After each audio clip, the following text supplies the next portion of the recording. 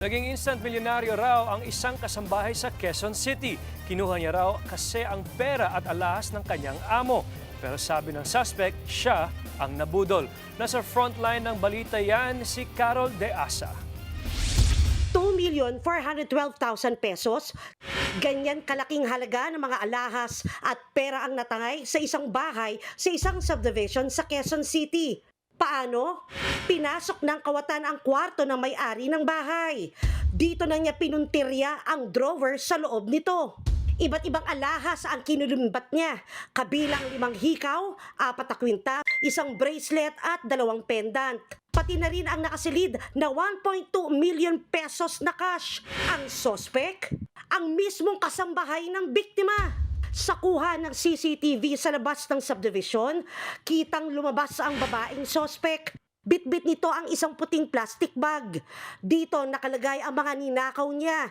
Inabot niya yan sa isang lalaki at sabay naglakad papalayo sa gate ng subdivision. Pero ayon sa mga pulis, hindi pa raw nagpaawat ang sospek.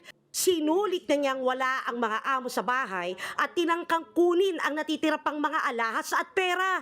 Pero dito na siya tuluyang pinigilan ng mga kapwa kasambahay. Tinawagan nila yung kanilang amo, dumating na yung amo at humingi na ng tulong dito sa amin para sa kaukulang investigasyon at disposition.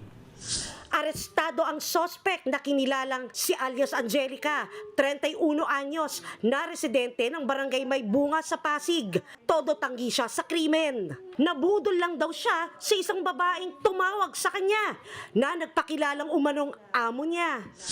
Ginawa ko yun base sa utos lang po doon sa cellphone na kausap ko po kay ma'am. Kaboses niya po. Wala na po ako sa pag-iisip noon, nung time na yun. Pumunta ako sa kwarto niya, kunin ko daw yung mga alahas niya doon. Kasi nga gusto niya daw niya po, lumabas na po doon. Gusto niya na po bumalik sa hotel.